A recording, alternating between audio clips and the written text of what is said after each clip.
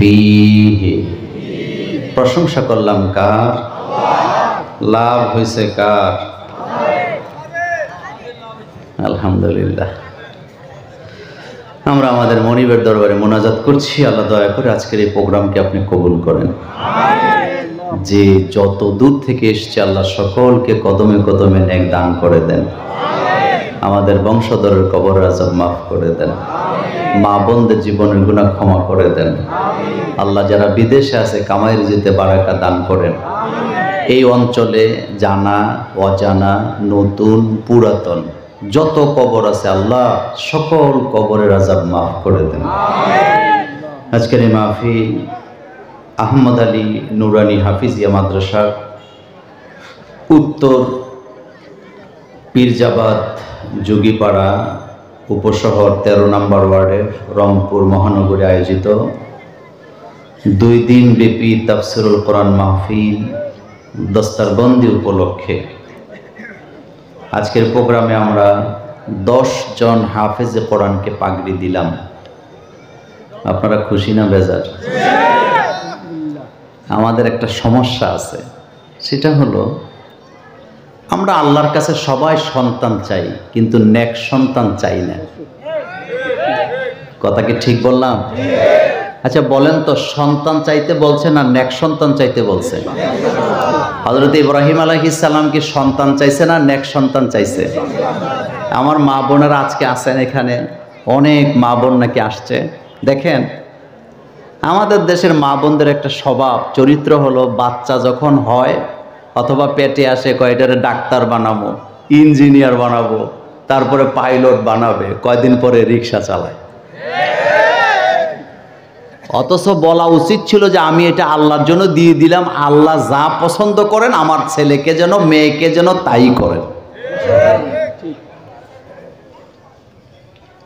হযরত ইমরান আলাইহিস সালামের স্ত্রী চুল সাদা, হযরত ইমরান আলাইহিস সালামের দাড়ি সাদা, চুল সাদা, গুচা হয়ে গেছে। এই অবস্থায় তাকে সন্তানের খবর দিলেন কে? আল্লাহ। তিনি যখন প্রেগন্যান্সি টের পাইলেন, বর্তমান যুগের মতো প্রেগন্যান্সি টেস্ট সেখানে তখন ছিল না। আল্লাহ ওহীর মাধ্যমে জানায় দিলেন তোমাদেরকে বাচ্চা দেব। তিনি যখন টের পাইলেন তিনি প্রেগনেন্ট অবস্থায় আছে, নামাজে দাঁড়ায় বলতেছে রব্বি ইন্নী নাযারতু লাকা মা ফি বাতনি মুহাররারান ফাতাকাব্বাল মিন্নী ইন্নাকা আনতাস সামিউল আলিম। কি চমৎকার কথা তিনি বললেন, আল্লাহ ইন্নী নাযারতু লাকা মা ফি বাতনি মুহাররারান, আপনি যে আমার পেটের ভিতরে বাচ্চাটা দিয়েছেন এটা দুনিয়ার কারোর জন্য আমি দেব না, এটা স্বয়ং আপনার জন্য আমি অক্ষ করে দিলাম। সন্তান হইলে কারে দিবেন? আল্লাহ। আরো চিল্লায় বলেন কাকে দিবেন? এই যে 10 জন হাফেজ দেখলেন, বড় আলেম হইলে হাফেজের বাবা হওয়া যায় না, মাদ্রাসার প্রতিষ্ঠাতা হইলে হাফেজে কোরআনের বাবা হওয়া যায় না, বক্তা হইলেও হাফেজে কোরআনের বাবা হওয়া যায় না। হাফেজে কোরআনের বাপ মা হইতে কপাল লাগে। যাদের কপাল ভালো, রিক্সা চালায়, তাদের ছেলে মেয়ে হাফেজ হয়। বিশ্ববিখ্যাত মুহাদ্দিস ছেলেকে হাফেজ বানাতে পারে নাই, মেয়েকে আলেম বানাতে পারে নাই। হাজার হাজার ঘটনা আছে না না? আপনারা কি আমার কথা বুঝেন? আপনারা কি আমার কথা বুঝেন? তাহলে সন্তান আপনি দিবেন কাকে?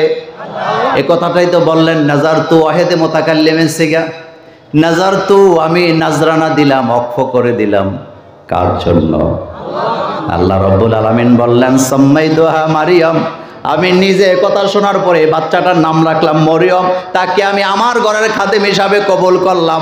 খতিব সাহেব খাদেমের ঘরে যায় দেখে যেই ফলের মৌসুম নাই, পুরা রোমটা ফল দিয়া ভর্তি, জান্নাতি ফল। যাইয়াই জিজ্ঞেস করতেছে আন্না লাকি হাযা ইয়া মারিয়াম, আমি খতিব আমার ঘরে খাবার নাই, তোমার ঘরে জান্নাতি ফল কোত্থেকে আসে?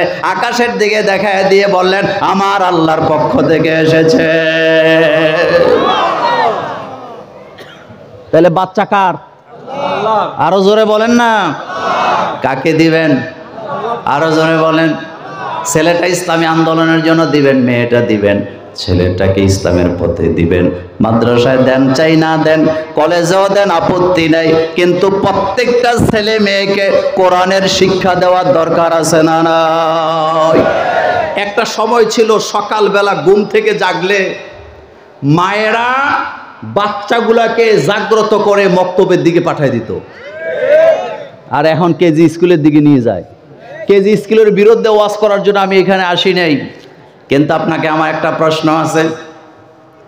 রাসূল করিম সাল্লাল্লাহু আলাইহি ওয়াসাল্লামকে প্রশ্ন করা হলো, ইয়া রাসূলুল্লাহ সাল্লাল্লাহু আলাইহি ওয়াসাল্লাম, নাবালক বাচ্চা যাদের আমলনামা এখনো খোলা হয় নাই, তারাও তো সেজদা দেয়, তারাও তো কোরআন পড়ে, তারাও তো জিকির করে, তাদের তো আমলনামা নাই, এগুলার নেকগুলা কোথায় যায়? আল্লাহ রাসূল বললেন, নাবালক বাচ্চাদের সকল আমল মা বাবার আমলনামায় জমা হয়। নাবালক বাচ্চাদের কোরআনের তেলাওয়াত মা বাপের আমল নামায়, দাদা দাদি আমল নামায় জমা হয়। এটা যদি আমাদের মা বোনেরা বুঝতো, সকাল 8টা পর্যন্ত ঘুমায় থাকতো না, ফজরের পরে বাচ্চাগুলোকে মক্তবে পাঠায় দিত। আপনাদের এলাকায় মক্তবকে কি বলেন? কথা বলে না, কি বলেন?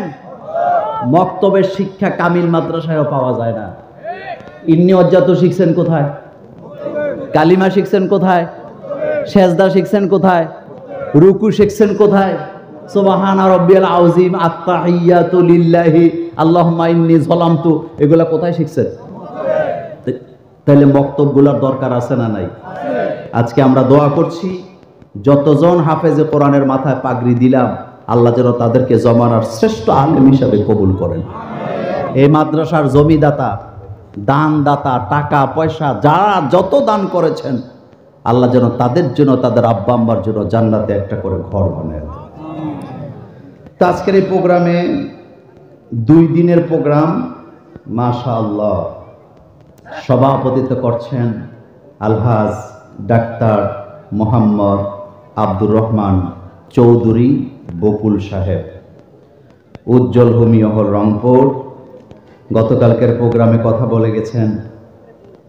গতকালকে সভাপতি ছিলেন আলহাজ ডাক্তার মোহাম্মদ আজিজার রহমান চৌধুরী বাচ্চু, আজাদ হোমিও হল। গতকালকে কথা বলেছেন আমার অত্যন্ত কাছের মানুষ হাফেজ মাওলানা আব্দুর রশিদ সরকার। কথা বলেছেন মাওলানা ডক্টর মোহাম্মদ ফয়জুল হক সিলেট। আজকের প্রোগ্রামে কথা বলেছেন আমার স্নেহের অনুজ হাফেজ মাওলানা আসলাম উদ্দিন জিহাদি, কুষ্টিয়া। মহিলা সমাবেশে কথা বলেছেন হজরত মাওলানা আলহাজ আজিজুল ইসলাম আখন্দ, চেয়ারম্যান, আধুনিক পদ্ধতিতে কোরআন শিক্ষা বোর্ড, ঢাকা, বাংলাদেশ। কথা বলেছেন আমার আরেক স্নেহের অনুজ, যার সাথে আমার মোবাইলে কথা হয়, হজরত মাওলানা মোহাম্মদ সেলিম হোসেন শাফি। প্রধান অতিথি হিসাবে আপনারা যাকে দাওয়াত দিয়েছেন জনাব মোহাম্মদ মুস্তাফিজুর রহমান মুস্তফা, সাবেক মেয়র, রংপুর সিটি কর্পোরেশন। অনেক অতিথি আপনারা দাওয়াত দিয়েছেন, ফজলে এলাহি ফুলু, আব্দুর রাজ্জাক, আলতাফ হোসেন, কাজী ওবায়দুল্লাহ হক, আব্দুর রাজ্জাক বিশ্বাস, মতিউর রহমান, আলতাফ হোসেন, বেলাল হোসেন ইসমাইল, সাদিকুল ইসলাম, মানারুল ইসলাম, শাহ আলম বাশার, নুরুল ইসলাম। সৌজন্যে আলহাজ ডাক্তার মোহাম্মদ আজিজার রহমান চৌধুরী বাচ্চু। মহিলাদের জন্য পর্দা সহকারে শোনার ব্যবস্থা আছে। আজ আরজ গুজারি যিনি আছেন আলহাজ আজহার উদ্দিন আহম্মদ, সভাপতি, মাহফিল বাস্তবায়ন কমিটি। আল্লাহ সকলকে মাফ করে দেন। দেখেন, আমি আপনাদের রংপুরে এই জায়গায় আমি এখনই প্রথম আসছি, শুধু জার্নির বয়ে পারি না। আজকে অনেক জার্নি করে এসেছি, কিছু কথা বলে দিয়ে যাব ইনশা আল্লাহ। আমরা কথা বলবো কার? আরো জোরে বলেন, আল্লাহ পাকের। এই যে কোরআন, এই কোরআনের কথাগুলি কে বলেছেন? এখানে কি নবীর কথা আছে? এখানে কি মোল্লাদের কথা আছে? মনোযোগ দিয়ে শুনবেন। এই যে কোরআনটা আমার হাতে দেখতে পাচ্ছেন, এটা পৃথিবীর কোনো মানুষের তৈরি করা সংবিধানের মতো বই কিতাব নয়, যেটাকে আপনি ইচ্ছা করলে সংস্কার করতে পারবেন। কোনো সুযোগ নেই। কারণ এই কিতাব এমন একটি কিতাব, যেই কিতাবের ভিতরে নবীর বানানো কোথাও নাই। প্রত্যেকটা কথা আল্লাহর কথাই লিপিবদ্ধ আছে। না